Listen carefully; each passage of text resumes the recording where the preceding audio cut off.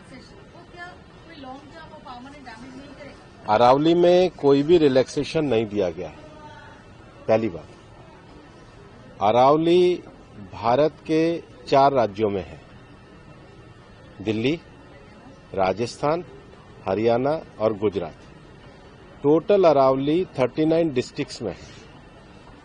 अरावली की पिटीशन 1985 से चल रही है। इस पिटीशन में चलने के बाद अरावली में माइनिंग के स्ट्रिक्ट नियम होने चाहिए, इसके हम भी पूरी तरीके से समर्थन करते हैं। सुप्रीम कोर्ट ने चारों राज्यों को कहा कि अरावली की सेम डेफिनेशन होनी चाहिए। सेम डेफिनेशन में 100 मीटर को, जो कि 1968 का जो जियोलॉजी का स्टडी है रिचर्ड मॉर्फी, उसके कारण है। कुछ यूट्यूब चैनल ने और कुछ लोगों ने एक कंफ्यूजन खड़ा कर दिया कि 100 मीटर का अर्थ ही होगा टॉप के 100 मीटर। ऐसा नहीं है। उसका जो बेस स्ट्रक्चर है, जो पर्वत का बेस स्ट्रक्चर है, अगर वो जमीन के अंदर भी 20 मीटर है, वहां से लेके 100 मीटर तक प्रोटेक्शन है। तो जो 100 मीटर का प्रोटेक्शन है, जो लोगों ने कंफ्यूजन करा है कि मतलब ऊपर का 100 मीटर है, नीचे खुदाई कर सकेंगे, वो नहीं है। मैं आपको फिर क्लियर कर रहा हूं। 100 मीटर का अर्थ है टॉप 100 मीटर से बॉटम के अंदर तक जो उसका पूरा फैलाव है। पहाड़ी तो ऐसे होती है, तो उसका बॉटम तो बड़ा होता है। जहां तक उसका बॉटम जाएगा वहां से लेके 100 मीटर तक प्रोटेक्शन है।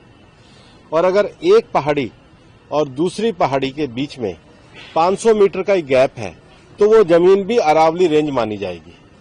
इस डेफिनेशन के आने के बाद 90% से ज्यादा एरिया प्रोटेक्टेड एरिया में आ गया। 90% से ज्यादा।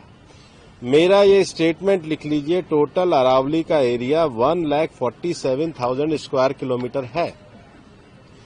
इसके बाद केवल अभी की जो मेरे पास 39 डिस्ट्रिक्ट है, केवल 217 किलोमीटर, मतलब 2% में ही माइनिंग हो सकती है।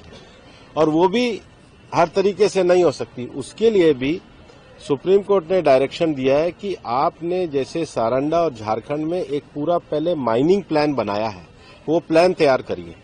वो प्लान तैयार करने के बाद भी ICFR जो इंस्टीट्यूशन है उसकी परमिशन होगी, उसके बाद ही परमिशन मिलेगी।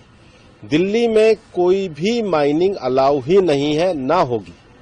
मैं फिर दोहरा रहा हूं, दिल्ली के अरावली हिल्स में माइंस पूरी तरीके से बैन है। अरावली में लगभग 20 से ज्यादा फॉरेस्ट रिजर्व प्रोटेक्टेड एरिया वो एज इट इज रहेंगे। तो reserve area, protected area, even 100 metre भी पहले क्या होता था, जो लोगों ने करा था कि टॉप को छोड़ के नीचे खुदाई करते थे, तो वो एक तरीके से उसके चारों तरफ करते थे। अब वो भी नहीं कर सकेंगे। तो मुझे लगता है सुप्रीम कोर्ट ने जो निर्णय दिया है, ministry of environment, survey of India, geological survey of India, और जियोलॉजिकल सर्वे ऑफ इंडिया में जो इंटरनेशनल स्टैंडर्ड है रिचर्ड मॉर्फी, उसको दिया है। उसके बाद भी मामला सुप्रीम कोर्ट में है। हम पूरी तरीके से सहयोग करने के लिए तैयार हैं। पिछले 2 साल से लगातार स्वयं प्रधानमंत्री जी ने अरावली में वृक्षारोपण किया है। ये सरकार पिछले 2 साल से ग्रीन अरावली का मूवमेंट चला रही है। मैंने खुद ने पिछले दिनों उदयपुर में सारे DFOs की, मतलब चारों जिलों के 39 DFO की मीटिंग करी है। हम हर डिस्ट्रिक्ट में अरावली की नेटिव स्पीशीज का एक नर्सरी लगा रहे हैं।